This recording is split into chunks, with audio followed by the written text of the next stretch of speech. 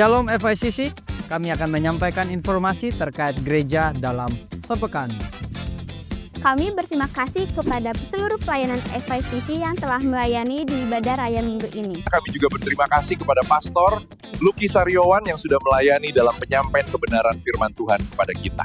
Tuhan Yesus memberkati.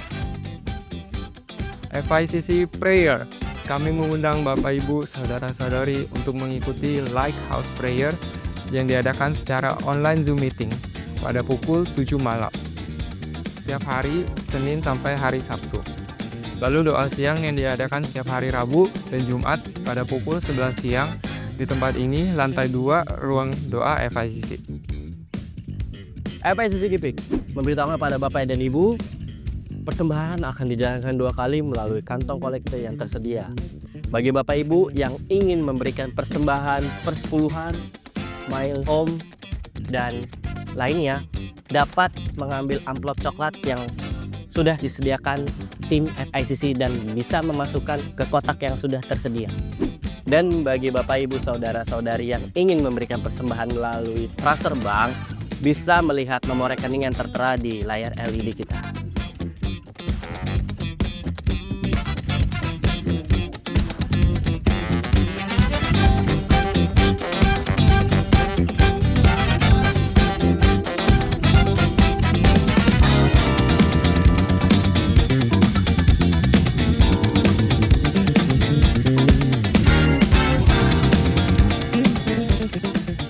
FICC mengucapkan selamat ulang tahun pada Bapak Ibu Saudara-saudari yang berulang tahun pada bulan ini. Panjang umur dan sehat selalu, Tuhan Yesus memberkati.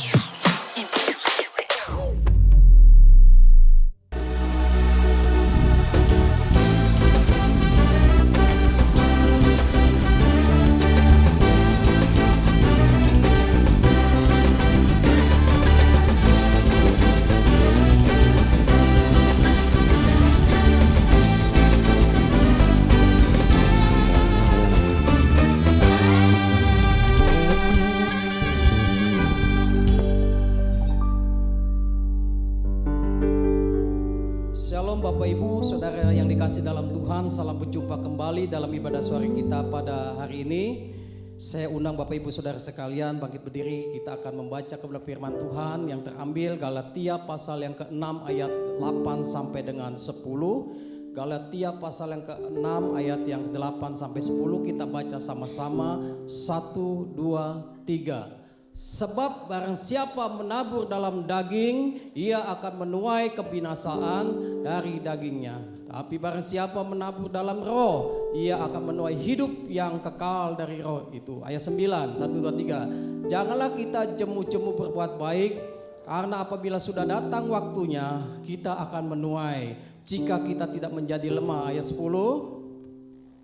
Karena itu selama masih ada kesempatan bagi kita, marilah kita berbuat baik kepada semua orang, tetapi terutama kepada kawan-kawan kita yang seiman. Amin. Pertolongan keselamatan kita dari Tuhan yang menciptakan langit dan bumi, yang tidak pernah meninggalkan perbuatan tangannya. Terimalah salam sejahtera dari Allah Bapa yang Maha Kasih dan Tuhan Yesus Kristus Juru Selamat kita, dan Roh Kudus penghibur sejati memenuhi saudara-saudara sekalian. Ibadah kita berlangsung di dalam nama Bapa, Putra dan Roh Kudus, dalam nama Tuhan Yesus Kristus. Bapa di sorga, kami mengucap syukur dan terima kasih kepada Tuhan. Pada sore hari ini kami ada sebagaimana mana kami ada semua oleh karena kemurahan Tuhan. Dengan kekuatan kesehatan yang Tuhan masih berikan pada hari ini, semua oleh karena anugerah-Mu yang besar dalam kehidupan kami. Engkau Allah Immanuel, Allah yang tidak pernah meninggalkan perbuatan tangannya kepada setiap kami umat-Mu ya Bapa di surga. Bapa di surga, kuduskan setiap hati, pikiran, jiwa dan roh kami. Ampuni segala salah dosa kami, kuduskan kami, sucikan kami oleh kuasa-Mu, supaya kami layak untuk kami memuji, menyembah Allah dalam roh dan kebenaran. Dalam ibadah ini Tuhan Kau pimpin dari awal pertengahan sampai pada akhirnya. Ibadah disertai dengan perjamuan kudus Tuhan, untuk kami bersekutu dengan tubuh dan darah Kristus. Mari nih Roh Kudus, kuduskan setiap hati, jiwa dan roh kami, untuk kami memuji, menyembah Allah di dalam roh dan kebenaran. Pakai setiap kami para hamba-hamba-Mu ya Tuhan. Urapi setiap kami yang melayani WLC Ngeti Musik dan hamba-Mu yang menyampaikan firman-Mu. Bapak Pendeta Luki Tuhan, Engkau urapi setiap perkataan firman-Mu. Biarlah bukan kehendak hamba-Mu, tetapi kehendak-Mu yang terjadi. Setiap perkataan firman-Mu yang disampaikannya boleh memberkati, membekali kehidupan kami, supaya kami diteguhkan, dikuatkan oleh kuasa firman-Mu. Biar Roh Kudus yang bekerja dan berkarya dengan sebebas-bebasnya. Lewat kebenaran firman-Mu, biarlah kami yang datang pada sore hari ini dengan penuh pergumulan apapun, kami percaya kami pulang dibebaskan, yang lemah dikuatkan, susah disembuhkan, yang sakit disembuhkan dalam nama Yesus. Kuasa bilur-bilur menyembuhkan, memberi kekuatan kesehatan yang lebih baik bagi kami, bahwa tubuh kami adalah bait Allah, bait Roh Kudus, untuk kami memuji menyembah Allah dalam roh dan kebenaran. Di saat kami memuji menyembah Allah, kami boleh merasakan hadirat otoritas Allah bekerja, mengalir dari sorga, melingkupi setiap hati, pikiran, jiwa dan roh kami, supaya roh kami dibebaskan. Ada sukacita berlimpah-limpah, anugerah kasih Allah turun di setiap langkah kehidupan kami. Biarlah lawatan-Mu boleh terjadi pada sore hari ini Tuhan. Lawat setiap kami, pribadi lepas pribadi Tuhan, dengan sukacita Allah turun dari sorga, mengalir, melingkupi hati, pikiran, jiwa dan roh kami. Terima kasih Roh Kudus, terima kasih Tuhan Yesus, Engkau baik bagi kami. Engkau pimpin juga saudara-saudara kami Tuhan yang masih dalam perjalanan. Tibakan mereka dengan selamat sebagaimana Tuhan tibakan kami dengan selamat di tempat ini. Supaya mereka juga mengalami sukacita lawatan Tuhan yang bekerja secara luar biasa. Lewat pujian penyembahan kami dan firman-Mu dan perjamuan kudus pada sore hari ini. Biarlah kami dibebaskan, sukacita Allah turun mengalir melingkupi setiap kami. Kami akan bersukacita oleh karena nama Yesus Kristus. Segala kuasa setan, iblis dan roh jahat yang bentuk apapun yang mengganggu, menghalangi hati, pikiran, jiwa dan roh kami, apabila menghalangi ibadah ini, kami berdoa dengan satu hati dalam nama Yesus Kristus Tuhan. Kami usir, kami tolak semua rencana iblis dan roh jahat apapun. Aku perintahkan keluar saat ini juga. Kami minta undangan kuasa Roh Kudus-Mu menguasai hati, pikiran, jiwa dan roh kami. Ibadah ini dikuduskan oleh kuasa Tuhan. Biarlah kami boleh memuji menyembah Allah dengan sukacita, dan lawatan Tuhan boleh terjadi sore hari ini, menguasai jiwa dan roh kami. Biarlah damai sejahtera Kristus itu ada selalu sampai selama-lamanya. Terima kasih Bapa di surga, kami siap untuk memuji menyembah Allah dalam roh dan kebenaran. Kami buka ibadah ini dari awal pertengahan sampai pada akhirnya hanya di dalam nama Tuhan Yesus Kristus. Yang percaya katakan amin. Silakan duduk, selamat beribadah. Tuhan Yesus memberkati.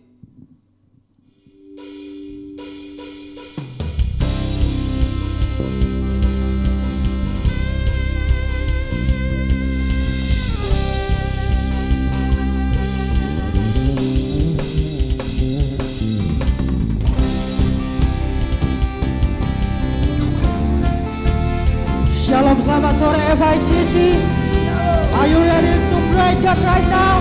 Mari saya undang bangkit berdiri, sama-sama kita mau meninggikan nama Tuhan kita, sumber kemenangan kita, Yesus Kristus Tuhan. Berikan tepuk tangan paling mulia buat Tuhan kita Yesus. Hey, sama-sama katakan. Na na na na na na.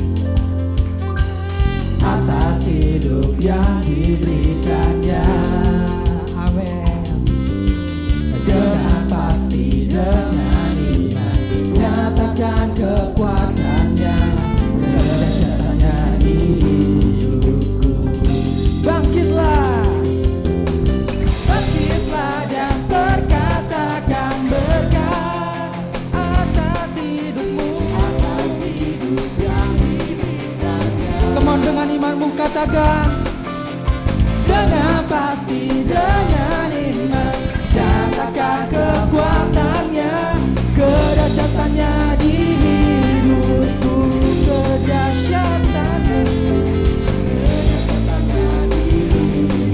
Ini setiap iman kami Tuhan, imanku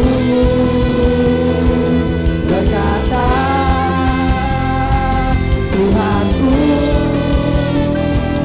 hebat, Yesusku berkata, Tuhan melangkah bersama Dia. Ku memuji, hey, ku bersorak, mengangkat tinggi pancinya, panci kemenangannya. Ku bernyanyi, oh, oh, ku bersorak, haleluya. Ku mengangkat tinggi pancinya, panci kemenangan. Ku menang, na na na, na na na, na na na, na na na, na na na. Oh, come on, bangkitlah.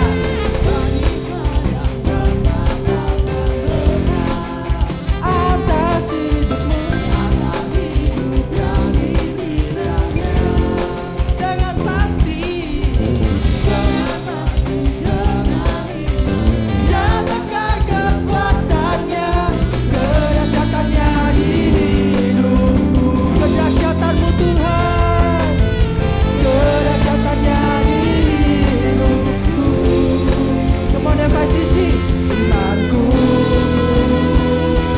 berkata, Tuhanku, sama-sama katakan, Yesusku,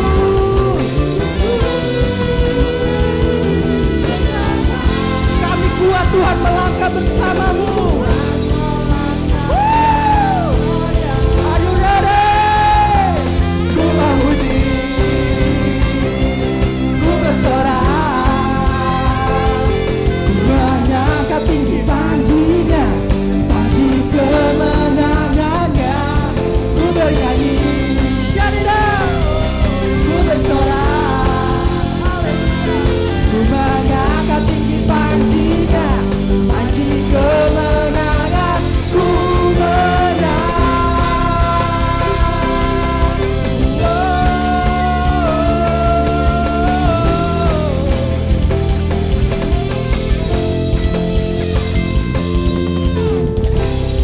Bapak Ibu boleh tepuk tangan bareng-bareng. Stop. Semuanya ikutin tempo ya, ikutin tempo. Iya. Semuanya belum semua nih, yang di belakang saya belum lihat semua. Oke. Hari ini saya mau mengajak kita semua mendeklarasikan bahwa Yesus Kristus adalah arah pemenang. Amin. Yang percaya katakan amin. Oke, kalau gitu ikuti saya ya. Ku menang bersama Yesus Tuhan. Ku menang di dalam peperangan. Ku menang atas segala setan. Haleluya, haleluya. Ku menang bersama Yesus Tuhan. Ku menang di dalam peperangan. Ku menang atas segala setan. Sekali lagi, come on, one more, hey, hey. Ku menang.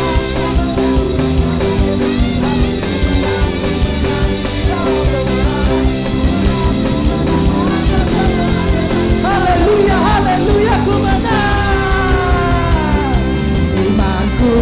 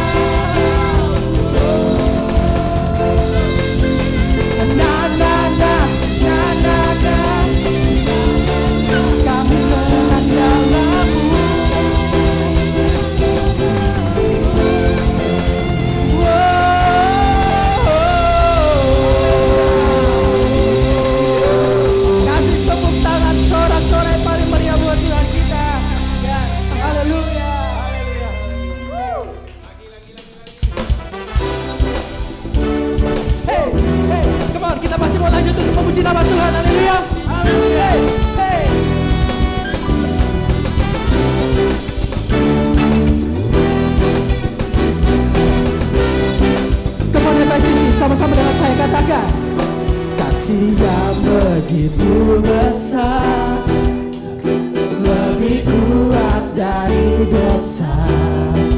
Kasih yang menemukanku, selamatkan dan pulihkanku. Ku naikkan syukurku, hey, ku tak akan berhenti memuji, meninggikan namamu selalu, memuliakanmu, dibebaskan, dibangkitkan, hidup yang kau. Haleluya. Kami mau menari, kami mau memuji Yesus Kristus Tuhan kami. Haleluya. Kasih yang begitu besar. Come on, Sisi, sama-sama katakan.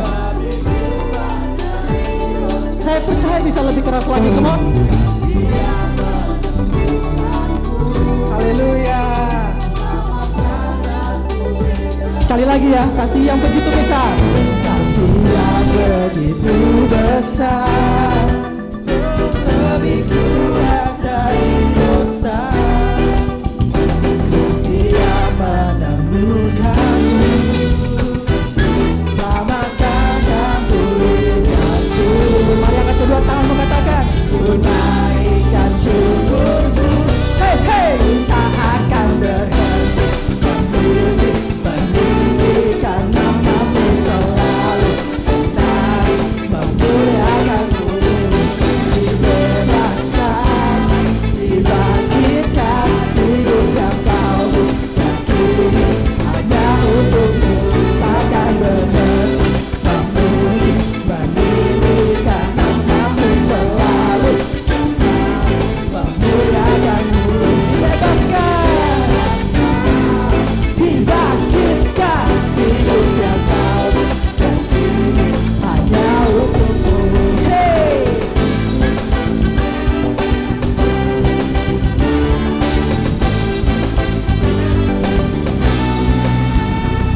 Ku naikkan syukurku, ku naikkan syukurku. FSCC Worship Performance. Ku naikkan syukurku,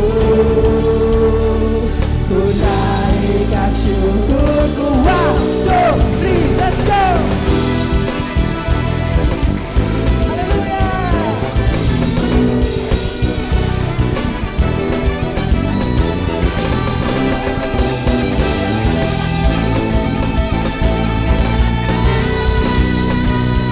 Come on, FSCC katakan.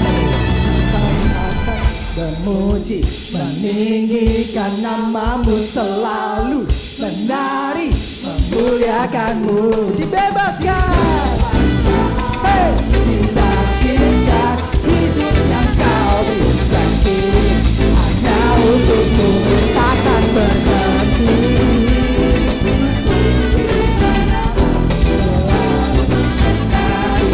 Memuliakanmu, dibebaskan, dibangkitkan, hidup yang kau bagi, takkan berhenti, takkan berhenti memuji, meninggikan namamu selalu, menari, memuliakanmu,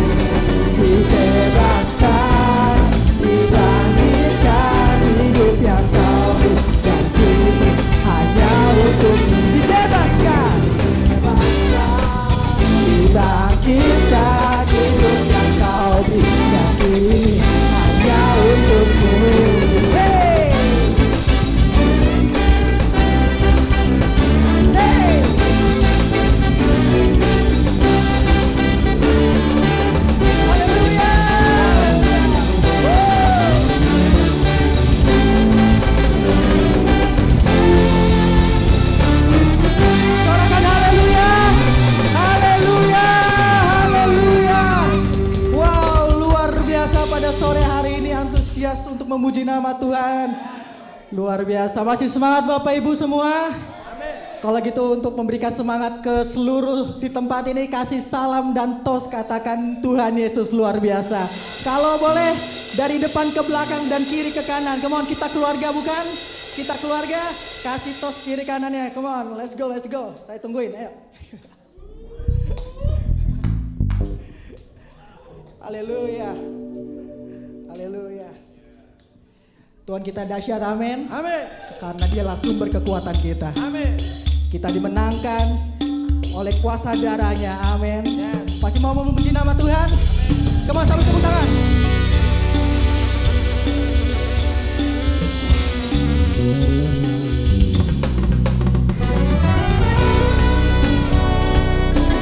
Kaulah kuat kami Yesus, takkan pernah goyah kami terhadap Engkau, karena Engkau Yesus Tuhan kami. Yang percaya sama-sama katakan amin. Meskipun musuh di depanku, rintangan menghadang langkahku, ku tahu sungguh Engkau bersamaku. Amin, haleluya. Beribu rebah di diriku, berlaksa di sisi tanganku, ku tahu janjimu Engkau bersamaku. Ini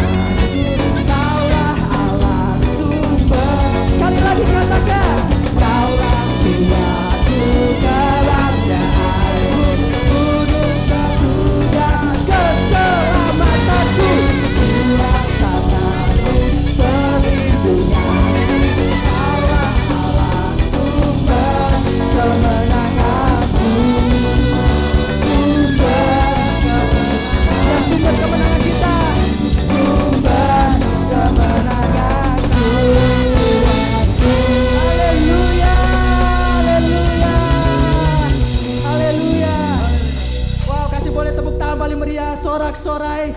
Sorakan haleluya. Haleluya. Masih mau lanjut Bapak Ibu? Amin, haleluya. Yesus datang dan bertata atas kerajaan kita, amin. Dari dulu, sekarang, hingga selama-lamanya. Yesus yang berkuasa. Sama-sama katakan haleluya.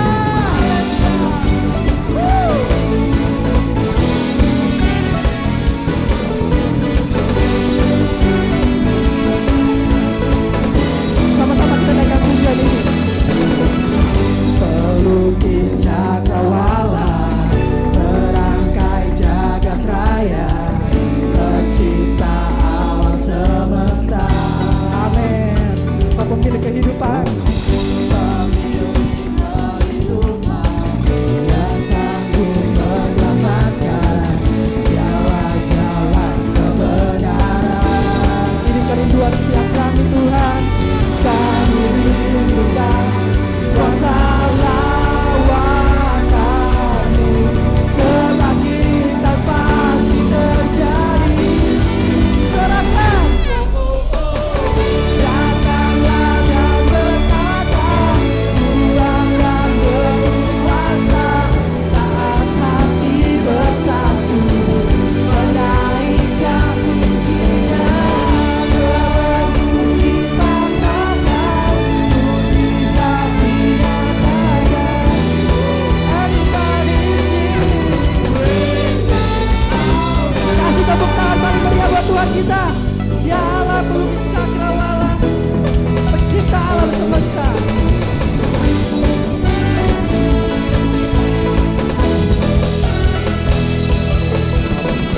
Pemilik kehidupan, yang sanggup menyelamatkan, dialah jalan kebenaran.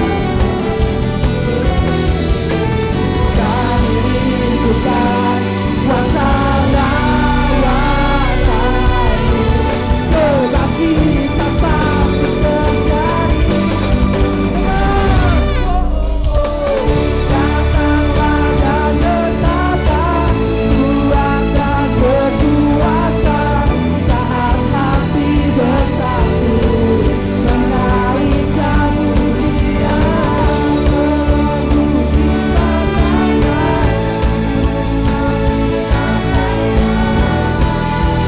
Dengan keras katakan, Great is our God.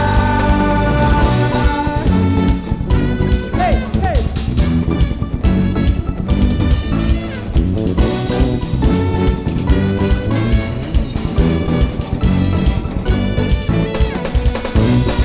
FICC Worship Performance. Ada drum pada gitar, Gerald di drum, Yosafat pada saxophone, Yusak on bass, dan terakhir ada Fitra Syukur di keyboard. Kasih tepuk tangan untuk kemuliaan nama Tuhan.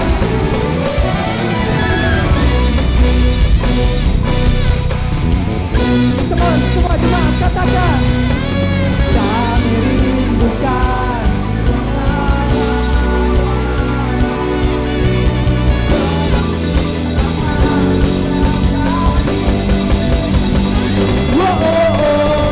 Datanglah dan bertata, berkuasa. Pujian kami Tuhan. Dibanggakan, mujizat dinyatakan. Great is our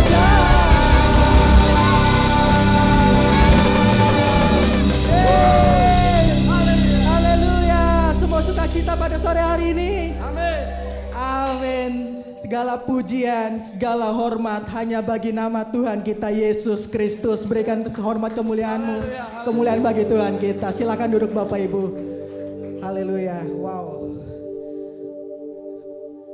Capek ya. Haleluya. Ya, sebelumnya kita tarik nafas dulu. Oke. Bapak Ibu, welcome to bulan September ya. Kita ada di minggu pertama di bulan ini. Sungguh luar biasa penyertaan Tuhan, amin. Dan kita juga telah masuk ke new tema di FICC Church, yaitu Community. Wow. Kita akan belajar bersama-sama dan akan dilayani oleh Pastor Lucky Saryawan. Boleh kita kasih tepuk tangan? Tapi sebelum itu mari kita persiapkan hati kita. Kita mau datang kembali ke hadirat Tuhan. Kita mau menyembah Yesus Kristus, Sang Pemilik kehidupan, Sang Pencipta dunia, yang bertata atas kehidupan kita. Amin. Ada satu pujian yang akan kita naikkan pada sore hari ini yang sungguh memberkati saya pribadi. Lagu ini cukup familiar, Bapak Ibu pasti tahu semua. Jadi kita nggak usah belajar lagi. Tapi kita mau meresapi setiap lirik yang kita katakan. Karena di lagu ini bukan cuma soal aransemennya yang bagus, atau pemain bassnya yang ganteng, atau pemain drumnya doang yang jago banget. Tapi ada lirik di sini yang mau sama-sama kita katakan, kita nyanyikan. Yang di chorusnya berkata, kini kami percaya bahwa tiada yang mustahil bagi Tuhan. Amin. Dan itu kita genapi. Buktinya Bapak Ibu ada di tempat ini. Semua karena penyertaan Tuhan. Amin. Mari persiapkan hati kita. Kita mau puji nama Tuhan. Terima kasih Tuhan Yesus.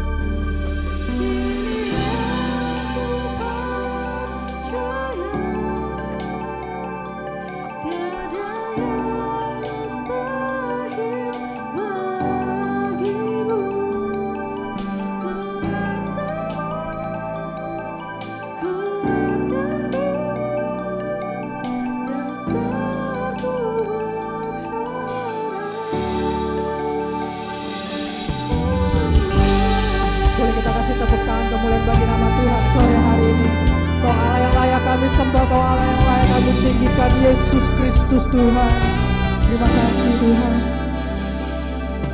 Bapa, Engkau mengenalku lebih dari siapapun.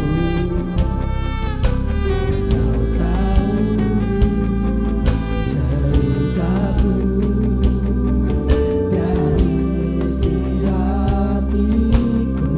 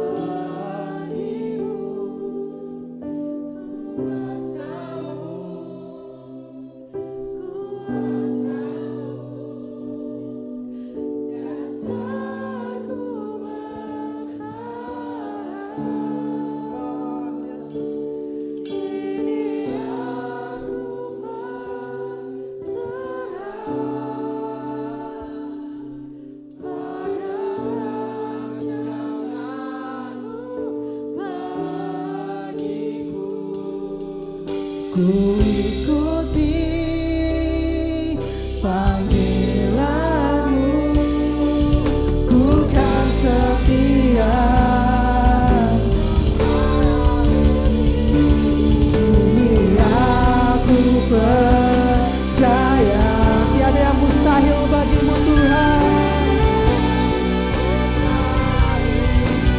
Karena kuasa-Mu yang menguatkan setiap kami, itulah tempat kami berharap Tuhan.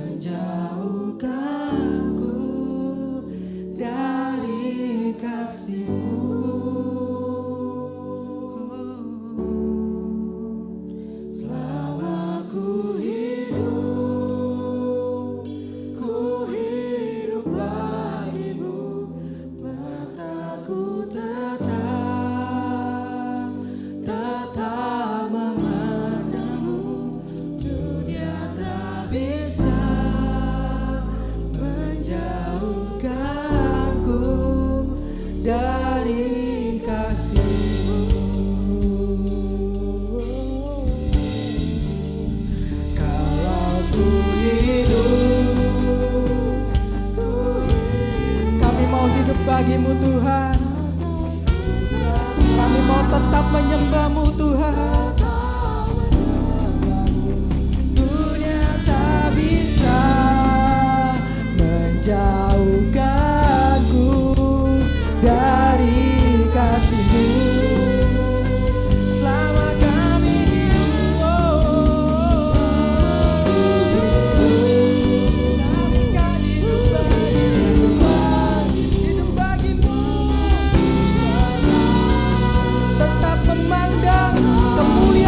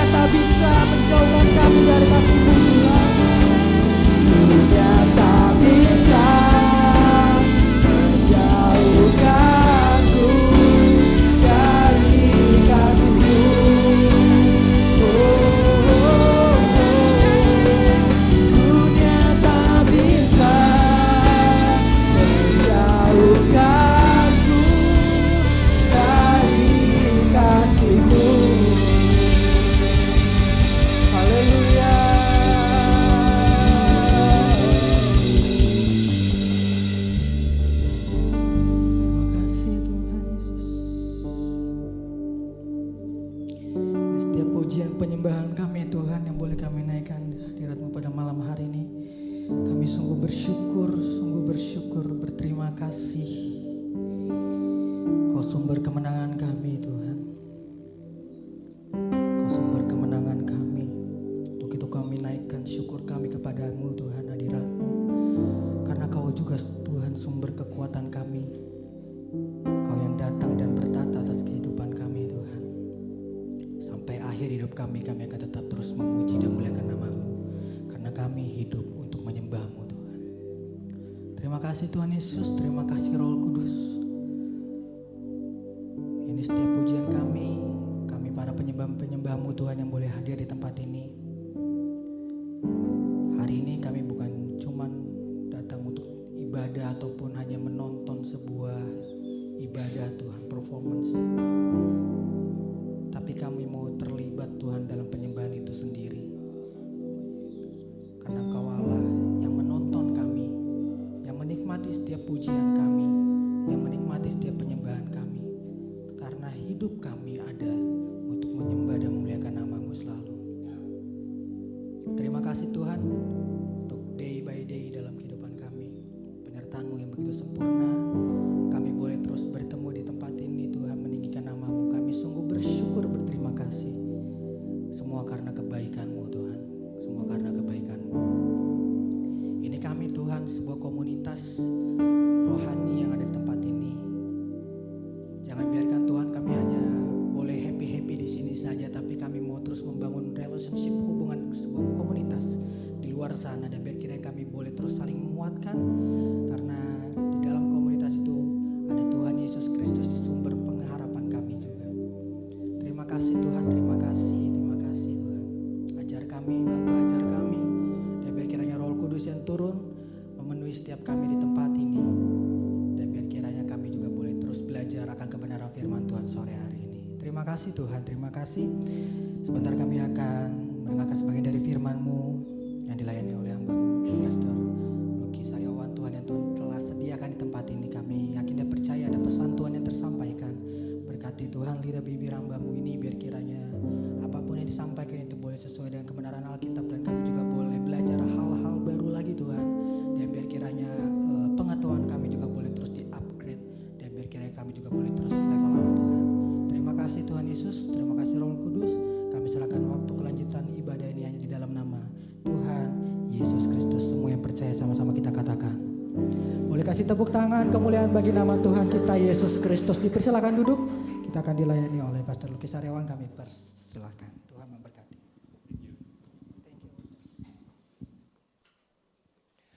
Wow, lama ndak ke tempat ini, tapi sekali datang saya benar-benar terkejut ya. Ada hal yang jauh berbeda gitu. Sekali lagi beri tepuk tangan buat teman-teman yang melayani musik dengan puji-pujiannya yang luar biasa. Membawa suatu atmosfer yang sangat jauh berbeda saudara. Karena itu saya nikmati tadi. Saya nikmati dalam pujian, dalam penyembahan. Amin Bapak Saudara. Karena saya percaya memang Tuhan sedang membawa gerejanya untuk masuk dalam sebuah era pembaharuan. Dan kalau setiap kita tidak mampu menangkap apa yang Tuhan mau untuk Tuhan bawa pada sebuah perubahan-perubahan yang lebih radikal, maka kita tidak akan berkembang, kita tidak akan bertumbuh secara maksimal. Ya percaya katakan amin. Tuhan pasti akan bawa pada sebuah perubahan-perubahan yang lebih progres, yang lebih hebat, yang lebih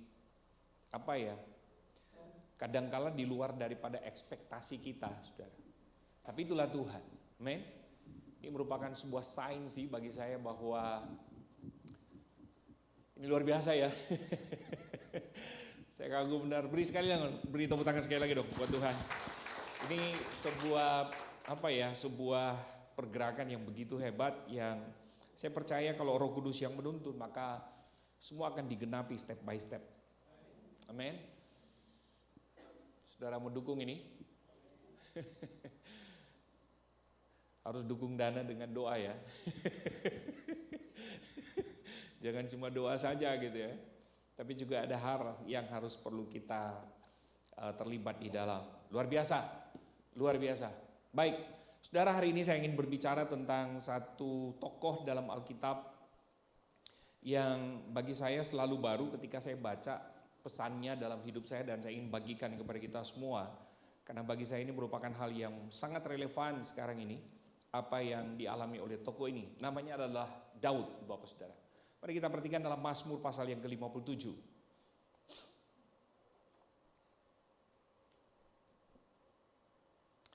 Mazmur pasal yang ke-57.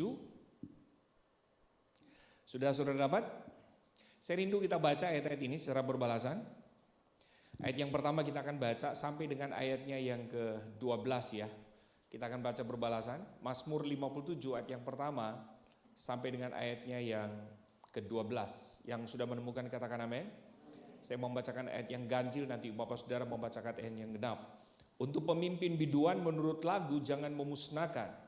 Miktam dari Daud ketika ia lari daripada Saul ke dalam gua. Silakan. Kasihanilah aku ya Allah, kasihanilah aku, sebab kepadamulah jiwaku berlindung. Dalam naungan sayapmu aku akan berlindung sampai berlalu penghancuran itu. Ayat yang ketiga, aku berseru kepada Allah yang maha tinggi, kepada Allah yang menyelesaikan bagiku. 34, kiranya ia mengirim utusan dari sorga dan menyelamatkan aku, mencelah orang-orang yang menginjak-injak aku. Kiranya Allah mengirim kasih setia dan kebenarannya. Aku terbaring di tengah-tengah singa yang suka menerkam anak-anak manusia, yang giginya laksana tombak dan panah, dan lidahnya laksana pedang tajam. 34, tinggikanlah dirimu mengatasi langit ya Allah, biarlah kemuliaanmu mengatasi seluruh bumi. Mereka memasang jaring terhadap langkah-langkahku, ditundukkannya jiwaku. Mereka menggali lubang di depanku, tetapi mereka sendiri jatuh di dalamnya. 34, hatiku siap ya Allah, hatiku siap, aku mau bernyanyi, aku mau bermazmur. Bangunlah hai jiwaku, bangunlah hai gambus dan kecapi, aku mau membangunkan fajar. Ayat 10, aku mau bersyukur kepadamu di antara bangsa-bangsa, ya Tuhan. Aku mau bermazmur bagimu di antara suku-suku bangsa. Sebab kasih setiamu besar sampai ke langit dan kebenaranmu sampai ke awan-awan. Ayat 12 kita baca bersama-sama. 34, tinggikanlah dirimu mengatasi langit ya Allah, biarlah kemuliaanmu mengatasi seluruh bumi. Nah, saudara, yang kita baca ini sebetulnya merupakan sebuah tulisan yang ditulis oleh Raja Daud sendiri, yang kalau saudara perhatikan latar belakang Mazmur ini sebetulnya ada di dalam 1 Samuel pasal yang ke-22 Ibu Bapak Saudara. Di sana diceritakan ketika kemudian Daud bertemu dengan seorang raja dari Gad Ibu Bapak Saudara, dan Raja Gad memang berniat juga untuk kemudian membalas dendam terhadap apa yang Daud lakukan kepada kerajaan mereka. Maka yang menarik adalah Daud mengalami ketakutan yang luar biasa. Nah saudara, supaya kemudian dia lolos dari apa yang kemudian menjadi niat jahat dari Raja Gad, maka Alkitab berkata itu, kalau saudara perhatikan dalam 1 Samuel pasal 22, maka Daud berlagak seperti orang gila, saudara. Betul? Dia berlagak seperti orang gila, supaya kemudian Raja Gad itu tidak dapat menangkap dia dan kemudian membunuh dia, saudara. Karena dia tahu bahwa Daud itu sepertinya orang gila, maka Raja Gad ini, Bapak Saudara, dia membiarkan Daud pergi. Nah saudara, pada waktu kemudian Daud lolos dari Raja Gad, maka Daud melarikan diri ke satu tempat yang disebut dengan Adulam, Bapak Saudara. Adulam ini merupakan sebuah kerajaan sebetulnya, yang kalau dalam bahasa Ibrani itu pengertiannya adalah pengadilan orang banyak, justice of the people. Kenapa dinamakan seperti itu, Adulam? Karena ada satu peristiwa sebetulnya yang dicatat dalam Yosua pasal 12 itu. Kalau sudah perhatikan mulai ayat yang pertama sampai dengan ayat yang ke-15, di sana diceritakan bahwa Yosua menumpas hampir kurang lebih 31 kerajaan. Nah, salah satu raja yang kemudian juga masuk dalam penumpasan itu adalah Adulam. Dan pada waktu dia menumpas hampir kurang lebih 31 kerajaan dan semua raja-raja yang berada di dalam. Saudara, ini unik. Tuhan menyuruh kemudian Yosua bukan cuma sekedar membunuh raja-raja itu, tetapi Tuhan juga saudara mengizinkan Yosua untuk kemudian mengambil barang-barang mereka. Saya nggak tahu bahasa apa yang saudara mau pakai, rampok? Saya nggak tahu. Tapi Tuhan mengizinkan ibu bapak saudara. Ini yang sering kali saya berkata, cara berpikir kita, logika kita, jika dibandingkan dengan apa yang Tuhan pikirkan, itu sangat jauh berbeda ibu bapak saudara. Kalau kita bicara tentang kedaulatan dan kasih Tuhan ibu bapak saudara, kadangkala dalam praktek kehidupan kita sebagai orang percaya itu selalu melampaui cara berpikir kita. Betul ya? Bagi manusia, kita mungkin berkata nggak punya harapan. Dokter berkata, kamu makan saja dalam waktu 3 bulan ini apa saja yang kamu mau makan, silakan kamu makan. Nah dokter kalau udah ngomong begitu ibu bapak saudara, berarti hidup kita itu tinggal dihitung waktu. Kenapa? Karena dari dalam tubuh kita tuh digerogoti sedemikian rupa sampai kemudian membuat kita apa ibu bapak saudara? Mati memang. Jadi kalau dokter berkata begitu berarti secara medis itu tidak ada satupun yang bisa dapat menanganinya ibu bapak saudara. Tapi kalau Tuhan bilang hidup kamu belum berakhir. Kok nggak ada ya men? Hidup kamu tuh masih berkelanjutan. Maka saudara tidak ada titik di situ. Tidak ada titik. Tapi pasti akan berkelanjutan kehidupan kita. Yang percaya katakan amin.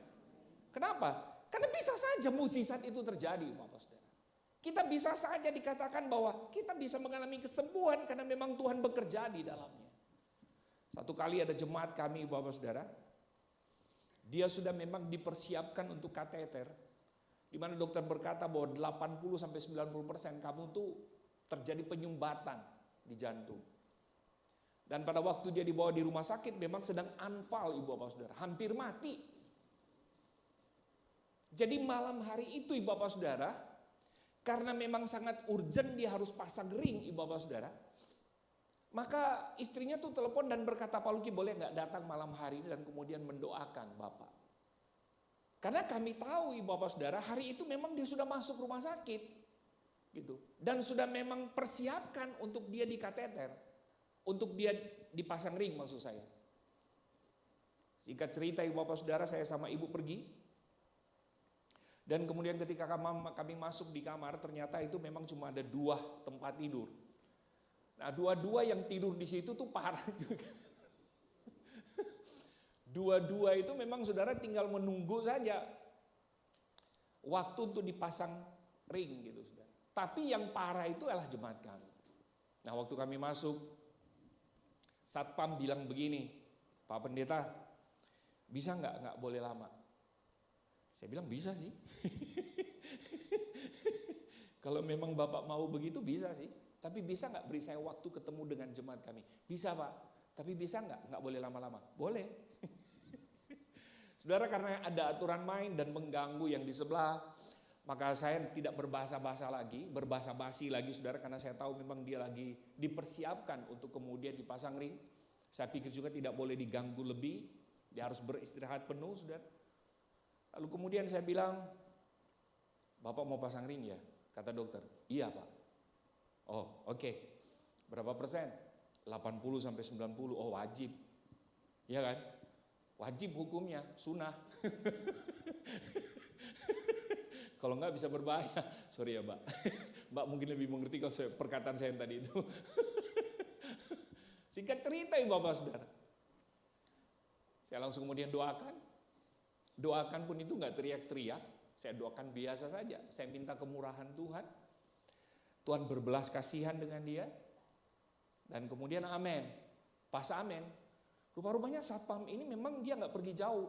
Memang dia ada di pintu tuh dengar kita doa. Dalam hati saya sih memang berarti ini orang Kristen sih. Gak apa-apa. Maksudnya pas amin, dan langsung bilang Pak boleh keluar.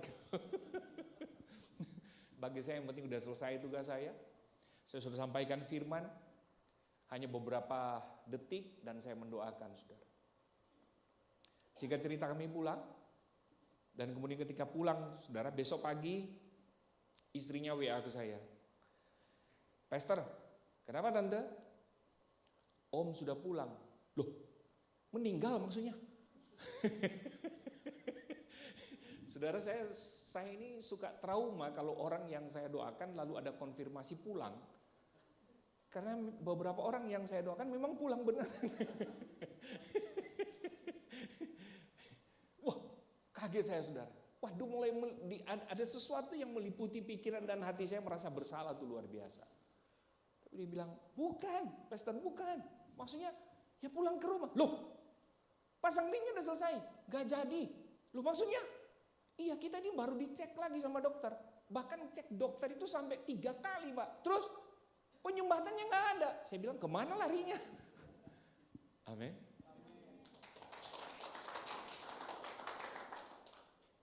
Saya termasuk orang logika sebetulnya. Tapi kalau kayak begini saya harus percaya. Karena ada hal yang Tuhan bisa kerjakan di dalam diri kita tuh melampaui cara berpikir kita. Orang Betawi bilang logika kita itu cetek. Tahu cetek? Ya kan? Gak ada apa-apanya. Sangat kecil banget gitu. Tapi ketika Tuhan berperan penting di situ Bapak Saudara. Apa yang mungkin bagi kita tidak bisa kita berbuat apa-apa. Tuhan bisa melakukan dengan kedaulatan dan kasih-Nya kepada kita. Dan Dia bisa meluputkan kita, Ibu Bapak Saudara. Daud itu, Ibu Bapak Saudara, saking takut dia berlagak seperti orang gila, Ibu Bapak Saudara. Saya melihat ini betul di satu sisi merupakan ekspresi jiwa dari rasa takut dan kekhawatiran yang berlebihan. Tapi juga Saudara, saya perlu mengakui bahwa ada hikmat ilahi juga di situ. Kok nggak ada amin? Dan kadang-kala terjadi secara beriringan, Ibu Bapak Saudara. Yang kalau kita tidak peka duduk diam Saudara, dengan Tuhan, kadang-kala Saudara, hal yang bagi kita melihat bahwa, oh hal seperti itu biasa saja. Ternyata memang itu hikmat ilahi yang Tuhan taruh dalam hidup kita. Dan itu yang membuat apa? Daud lolos. Nah Saudara, pada waktu kemudian dia masuk ke dalam gua itu, sebetulnya kehidupan Daud betul-betul sedang terpuruk tuh luar biasa. Kenapa? Karena dia dikejar-kejar oleh Saul. Dan tujuan Saul mengejar dia bukan mengembalikan pinjaman Saul kepada Daud 1 miliar. Kok gak ada yang ketawa ya? Garing banget ya. Enggak, Ibu Bapak Saudara. Dia pengen bunuh yang namanya Daud. Motivasi di mana kemudian Saul di dalam hatinya tuh ingin menghabisi Daud itu cuma satu, iri hati. Makanya hati-hati dengan iri hati. Hati-hati dengan iri. Itu sangat berbahaya sekali Bapak Saudara. Karena kalau iri hati itu kita tidak bisa dapat memanage ya Saudara. Kita tidak bisa kelola dengan baik, ujungnya adalah perpecahan. Iya serius. Karena di situ Bapak Saudara yang terjadi adalah masing-masing mau menonjolkan diri Saudara. Bahwa sayalah yang paling hebat, bukan dia. Saul tuh punya spirit seperti itu. Saya ini raja, Daud itu bukan raja. Kenapa yang kalian agungkan si Daud? Betul gak Saudara? Kenapa bukan gua? Kata Saul. Wah ini mesti dibasmi. Saingan gua nih. Nah kalau udah sampai ke titik itu, selesai pelayanan. Makanya dalam pelayanan tidak ada orang yang lebih hebat. Kok gak ada yang amin? Perhatikan kalimat saya, tidak ada orang yang lebih hebat. Semuanya hebat. Tidak ada yang lebih. Semuanya, coba bilang ke sebelah, kamu hebat. Loh ibu kok tunjuk orang lain, ke suami. Amin. Tidak ada yang lebih hebat, semua tuh hebat, Ibu Bapak Saudara. Yang percaya katakan amin. Karena itu saya tidak perlu iri dengan si B, si C, Bapak Saudara. Amin. Jadi Daud sebetulnya sedang mengalami keterpurukan baik secara jasmani maupun secara jiwa sebetulnya kalau sudah perhatikan ayat-ayat ini. Coba sudah perhatikan. Misalnya kalau sudah perhatikan ayat yang keempat. Secara fisik Daud mengalami kelelahan yang begitu hebat. Dalam ayat yang keempat. Dikatakan begini. Kiranya ia mengirim utusan dari sorga dan menyelamatkan aku, mencela orang-orang yang menginjak-injak aku. Kiranya Allah mengirimkan kasih setia dan kebenarannya, Ibu Bapak Saudara. Secara fisik benar-benar Daud berada pada posisi seperti ini, Ibu Bapak Saudara. Jadi memang dia mengalami kecapean yang luar biasa sebab tidak ada tempat bagi Daud dia bersembunyi. Di mana-mana itu saudara, ada orang yang memang diutus oleh Saul mencari tahu kemanapun Daud pergi. Dan berkali-kali Tuhan meluputkan Daud. Berkali-kali kau.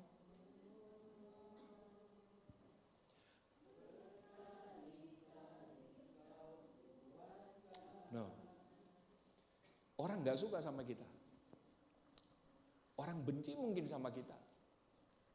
Tapi berkali-kali Tuhan meluputkan Daud. Dahsyat ya. Hebat ya. Luar biasa. Dan kemudian ketika dia berada di dalam gua Adulam itu, ibu bapak saudara, saudara perhatikan ayat yang ke-7. Mereka memasang jaring terhadap langkah-langkahku, ditundukkannya jiwaku. Ada kata ditundukkannya jiwaku. Saudara, dalam beberapa bahasa, saya coba baca dalam perbandingan bahasa di situ. Kalau saudara perhatikan ayat yang ke-7 dalam bahasa Indonesia masa kini misalnya. Musuhku memasang jerat bagiku dan mematahkan semangatku.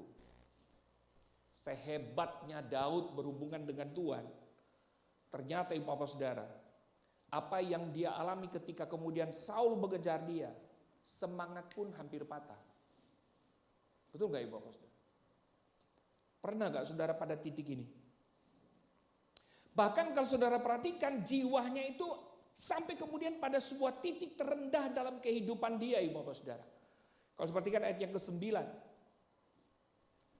Bangunlah hai jiwaku, bangunlah hai gambus dan kecapi, aku mau membangunkan fajar. I will praise you, O Lord, among the nation. Ayat yang ke-8 dalam bahasa Inggris ternyata berbeda ya. Awake my soul.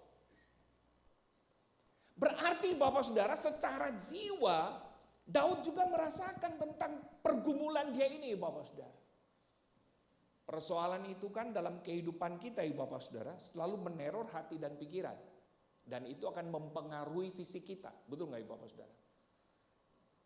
Karena itu kalau saudara melihat besarnya beban seseorang, itu perhatikan rambut dan wajahnya saja. Semakin putih kayak saya berarti beban saya itu ringan. Oh salah. Keturunan. Betul nggak ibu bapak saudara? Semakin dia berjalan bungkuk ibu bapak saudara, itu berarti beban yang dia pikul itu berat. Begitu hebat meneror pikiran dan hati ibu bapak saudara, itu ternyata mempengaruhi jiwa daripada Daud ibu bapak saudara. Nah karena itu, kalau saudara perhatikan ayat yang kedua, dia berkata begini. Kasihanilah aku ya Allah, kasihanilah aku, sebab kepadamulah jiwaku berlindung, dan dalam naungan sayapmu aku akan berlindung, sampai, apa saudara? Ulang, 3-4, sampai, saudara dalam bahasa Indonesia masa kini itu diterjemahkan begini.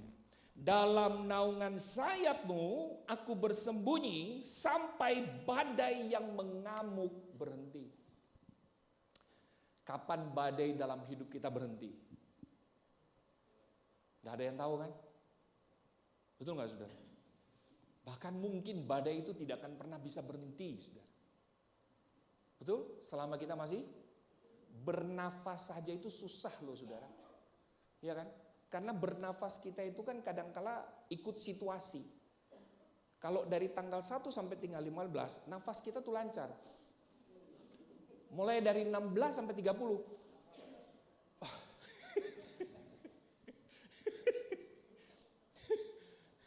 Yang merasakan kayak begini tuh cuma suami. Coba saudara lihat suami saudara. Coba lihat. Coba saudara lihat saudara. Perhatikan nafas dia. Kalau nafasnya berat. Benar nggak ibu bapak saudara?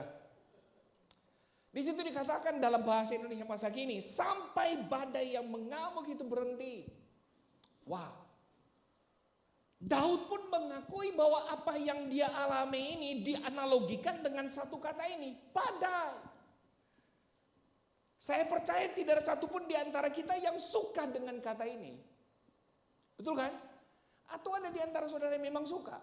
Kalau coba suka, angkat tangan, saya ingin doakan. Iya kan saudara? Badai. Di situ dikatakan dengan bahasa sederhana, sampai badai yang mengamuk. Berarti ini bukan cuma sekedar badai biasa, Bapak Saudara. Ini tofan. Benar gak saudara? Kalau gempa bumi ini bukan cuma sekedar 3,2. Berapa? Mengamuk soalnya. Betul kan saudara? Makanya coba saudara lihat, ketika kemudian nafas mulai ngap-ngap suami saudara, ngomong saja satu yang membuat dia emosi, hancur. Betul kan? Mengamuk dia. Badainya itu betul-betul mengamuk. Ini luar biasa Ibu Bapak Saudara. Dan kalau juga saudara perhatikan beberapa ayat misalnya juga ditaruh di sini. Ayat yang ke-7 Ibu Bapak Saudara. Ayat yang ke-7 tadi kita sudah baca ya. Mereka memasang jaring terhadap langkah-langkahku, ditundukkannya jiwaku.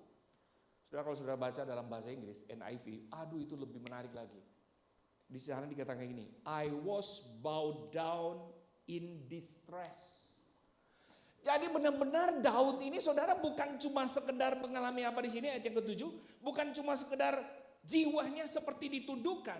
Tapi kalau saudara perhatikan ayat ini mau berkata bahwa Daud ini benar-benar tersungkur pada sebuah kondisi yang benar-benar sangat menderita saudara. Bow down. Bahkan dipertegas dengan satu kata ini, bow down in distress. Siapa di sini stres? Angkat tangan. Lah iya kan? Karena kata ini yang menunjukkan dan menggambarkan saudara. Betul kan? Kata ini menunjukkan dan menggambarkan bahwa apa yang diperhadapkan kepada Daud ini gak ringan. Cukup besar. Yang percaya katakan amin. Ada di antara saudara yang mulai mikir, kok Pak Luki tahu ya hidup saya seperti Daud hari ini. Hah? Apa yang kita mau belajar dari Daud? Saudara? Yang pertama Ibu Bapak Saudara, saya tidak akan lama. Kalau sudah perhatikan ayat yang ketiga. Saya sederhana ingin membagikan cuma 2 poin saudara. Tidak banyak-banyak. 2 poin saja. Tapi menurut saya sangat relevan sekali dengan kehidupan kita dan pergerakan gereja ini. Aku berseru kepada Allah yang maha tinggi, kepada Allah yang ini berbicara apa saudara? Perspektif. Ini bicara tentang bagaimana Daud meresponi masalah yang dia hadapi. Bukankah kadangkala kita Bapak Saudara ketika kemudian kita berada pada bound down in distress, kadangkala kita terlalu banyak menyalahkan siapapun yang berada di sekitar kita, bahkan menyalahkan diri sendiri, dan bahkan pada ujung-ujungnya selalu menyalahkan Tuhan. Ada begitu banyak orang yang ketemu dengan saya ketika konseling Ibu Bapak Saudara, mereka sudah sampai pada titik di mana mereka mau menyalahkan Tuhan atas persoalan yang mereka hadapi. Saya bilang, kamu boleh menyalahkan gembala. Kamu boleh menyalahkan para hamba-hamba Tuhan, tapi jangan kamu nyalahkan Tuhan. Para hamba-hamba Tuhan ini, oh jangan begitulah Pak, kalau boleh jangan. Memang sebetulnya nggak boleh sih. Tapi terkadang kalau mau disuruh pilih Bapak Saudara, kadangkala kita ini keterlaluan. Kita yang berbuat, akibatnya terjadi dalam diri kita, malah justru Tuhan yang disalahkan. Orang lain yang disalahkan Ibu Bapak Saudara. Gereja juga yang disalahkan. Para hamba Tuhan juga yang disalahkan. Padahal yang melakukan ini dia gitu loh Saudara. Persoalan itu kan penyebabnya cuma ada 2 kan. Faktor pertama adalah faktor internal, yang kedua faktor eksternal. Kalau faktor eksternal, kalau kita pilah-pilah banyak. Tapi faktor internal itu adalah bisa saja persoalan itu datang karena keputusan yang saudara ambil. Keliru. Sudah aminkan saja lah. Kelihatan dari wajah-wajah saudara sudah menyesal. Iya benar-benar. Nyesal saya Pak. Betul ya? Nyesal saya Pak, saya pacaran sama dia. Kenapa? Lu baru tahu? Baru Pak. Kalau yang sudah menikah kira-kira 6 tahun, kenapa? baru gue tahu Pak. Menikah tuh ternyata enak Pak. Benar nggak Bapak Saudara? Ayat yang kedua dalam NIV itu diterjemahkan begini. I cry out to God most high, to God who fulfill his purpose for me. Saudara ini berbicara tentang respon Daud terhadap apa yang dialami. Dan kalau saudara perhatikan respon Daud terhadap apa yang dia alami, perhatikan saudara, ini menarik. Who fulfill his purpose for me. Artinya Daud mau berkata bahwa, ya Tuhan, aku memang teriak minta tolong kepada Tuhan yang hebat, Tuhan yang maha tinggi. Tetapi biarkanlah ya Tuhan, melalui persoalan dan pergumulan yang kualami, tujuan Tuhan, rancangan Tuhan, rencana Tuhan, itu tergenapi dalam hidup saya. Bukankah ketika kita dalam persoalan, kita selalu melakukan defense mechanism? Berusaha semaksimal mungkin untuk mempertahankan diri bahwa saya ini benar. Bagi Daud bukan persoalan benar atau salah, Ibu Bapak Saudara. Bagi Daud adalah dia perlu meresponi apa yang terjadi dalam diri dia untuk melihat dari perspektifnya Tuhan. Pergerakan itu tidak akan pernah bisa terjadi kalau saudara hanya melihat perspektif dari manusia. Gereja kita tidak akan bertumbuh, gereja kita tidak akan maju kalau saudara hanya melihat segala sesuatu itu dari cara pandang atau cermin daripada kita. Gitu. Harus lihat dari perspektif Tuhan. Ketika saudara melihat ada sesuatu yang mulai bergerak dan mulai hidup dalam sebuah pelayanan, tangkap. Tuhan itu sedang berbicara di situ. Bisa saja Tuhan sedang merubah cara berpikir saudara terhadap sebuah pekerjaan Tuhan yang mungkin bagi saudara, ya begini aja lah Pak, ya cukuplah begini saja. Ya Pak, udahlah Pak, begini aja udah cukup bagi kami. No. Orang yang maju itu saya kasih tahu kepada saudara, adalah orang yang selalu melihat saudara, begitu luas apapun di depan mata dia, itu dari perspektif Injil. Kenapa? Karena Injil sanggup mengubah segala sesuatu apa yang kita lihat tidak mungkin menjadi mungkin. Semua step kita yang mungkin sudah berkata, Pak ada begitu banyak tantangan, halangan di depan. Yes. Siapa yang memungkiri ada rintangan di depan? Gak ada. Ketika dokter berkata sakit, memang sakit. Betul gak Ibu Bapak Saudara? Tapi bagaimana saya memahami sakit saya itu dari perspektif Injil. Itu jauh lebih penting dibandingkan dengan saudara mau melihat atau mendengar siapapun yang menilai kita. Kok gak ada ya amin? Dari tadi saya sengaja ngomongnya pelan-pelan. Tapi kalau sudah masuk inti saya harus cepat-cepat nih. Amin?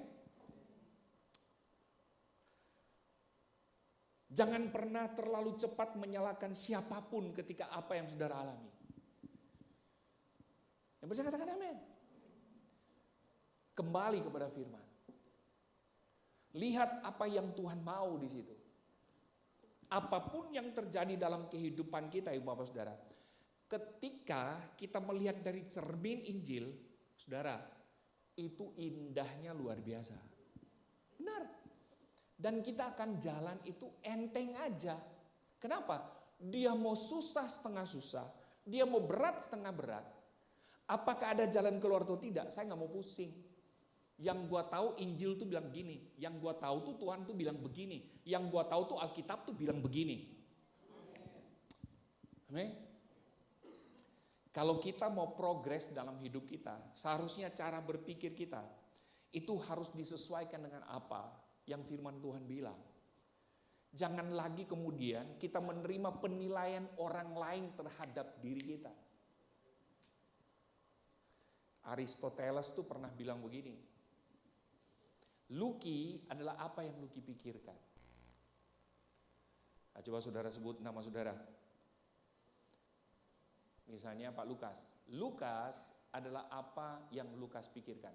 3, 4. Itu Aristoteles, jangan diikutin. Ya kan? Sekarang kita robah. Luki adalah apa yang Alkitab katakan. Nah sekarang bilang, siapa nama saudara? Ada yang namanya Mahmud. 34. Ini karena terlalu berat masalah memang saya.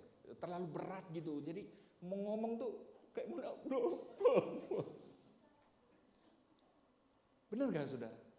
Ini masalah perspektif. Ini masalah cara berpikir. Nah karena itu Alkitab berkata, yang dimaksudkan dengan pertobatan itu bukan pada tindakan. Ini yang saya ulang-ulang. Alkitab selalu berkata, pertobatan itu harus dari dalam. Dan yang mana yang Tuhan sentuh kemudian yang dimaksud dengan pertobatan? Cara berpikir kita. Apa yang saudara pikirkan tentang suami saudara? Jadi kalau saudara pikirkan tentang suami saudara, suami memikirkan tentang istri saudara, dari kata tetangga, selesai. Dari kata orang, selesai.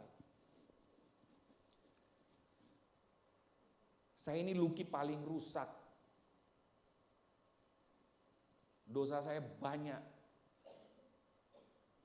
Kalau dilihat dosa saudara lebih banyak sih. Tapi saya menemukan Lucky yang sejati itu. Bukan apa kata teman saya yang rusak. Tapi saya menemukan Lucky yang sejati itu dalam terang kebenaran Injil. Amin. Kalau saudara pengen sesuatu itu maju dalam kehidupan kita, dalam pelayanan kita, apa yang kita mau kerjakan, simple sebetulnya. Saya bukan mau mengatakan bahwa tidak ada masalah, tidak ada pergumulan. Ada ibu bapak saudara. Tapi cara kita berespon itu akan sangat jauh berbeda ketika semua kita lihat dari cara pandang ilahi. Akan jauh berbeda. Amen. Perbedaan sehebat apapun dalam sebuah pelayanan, dalam pergerakan, dalam sebuah program saudara. Kalau kita cuma melihat Tuhan di situ, selesai. Gak ada lagi sebetulnya kita mau berargumen lebih. Betul kan nih Bapak Saudara? Jadi menurut saya cara berpikir itu sangat penting untuk melihat apa yang terjadi di sekitar kita, Saudara. Bisa saja Bapak Saudara selama ini Tuhan mungkin sedang berbicara kepada kita, Tuhan mungkin sedang berbisik kepada kita, tetapi kemudian ternyata telinga kita terlalu banyak diberikan kepada apa yang dunia sampaikan, kepada apa yang sebetulnya tidak bernilai. Tuhan sebetulnya sedang berbicara kepada kita dengan nilai-nilai firman supaya kemudian kita peka. Oh ini sebetulnya yang Tuhan mau kerjakan di tempat ini. Setengah cuma di sini, yang ini enggak. Amin. Saudara ketika kita berjalan dalam terang Injil Bapak Saudara, sehebat apapun sekali lagi Bapak Saudara, tantangan yang kita hadapi, coba bicara seperti yang namanya Daud sampaikan. Who fulfill his purpose for me. Biarlah tujuan ilahi itu. Biarlah rancangan ilahi itu.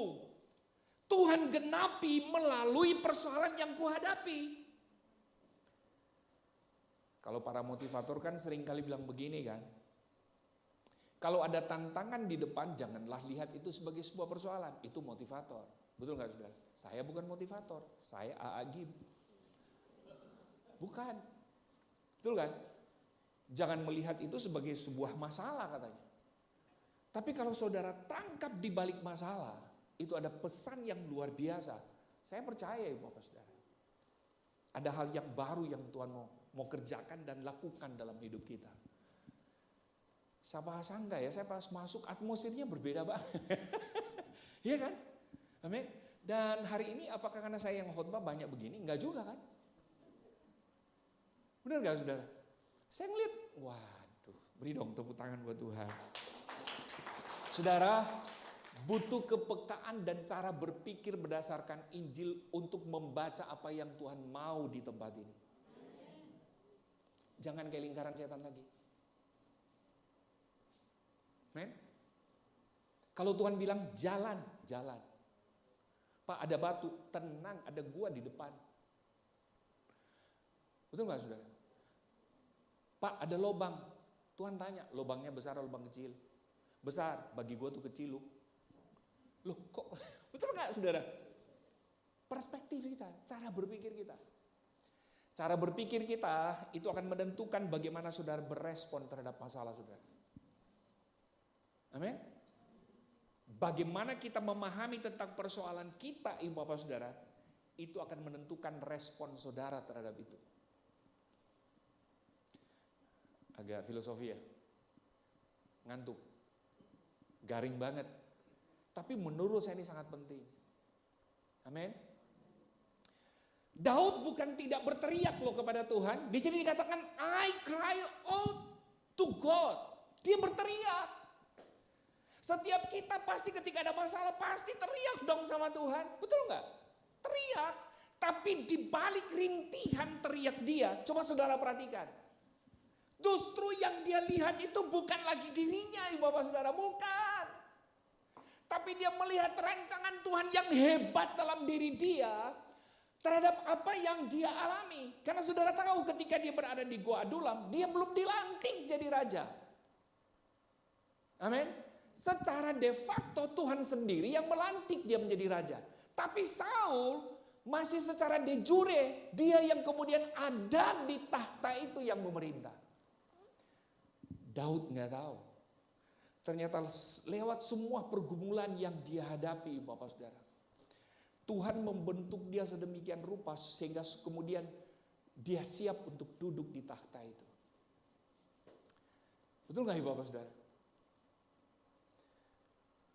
Akan jadi apa dan seperti apa pelayanan di tempat ini sekali lagi. Itu sangat tergantung kepada apa yang saudara pahami tentang Tuhan mau melakukan di dalamnya. Tangkap ini. Yang bisa katakan amin? Tangkap. Keberhasilan siapapun di tengah-tengah dunia ini saudara, itu selalu dari perubahan cara berpikir. Coba saudara baca orang-orang berhasil di dunia. Tapi jangan berhenti di situ. Harus ada Kristus di dalamnya. Amin. Harus ada Yesus di dalamnya. Karena perubahan-perubahan yang akan dia lakukan, dia tidak akan membiarkan kita berjalan sendiri. Sekali Tuhan menetapkan sebuah rancangan, sekali Tuhan menetapkan sebuah tujuan, Ayub berkata, tidak ada satupun akan digugurkan. Itu Ayub bilang. Sudah tahu Ayub? Saudara kok agak kaget ya? Ayub, siapa ya? Ayub. Apakah Ayub persoalannya ringan? Saya kira nggak ada mungkin ya. Orang yang memiliki persoalan seberat Ayub. Ada mungkin ya. Tapi kita kan belum survei ya. Tapi ketika kita tahu bagaimana hebatnya pergumulan Ayub. Di tengah-tengah badai yang mengamuk sedemikian hebat. Ternyata Ayub masih percaya bahwa rancangan Tuhan dalam diri dia belum selesai.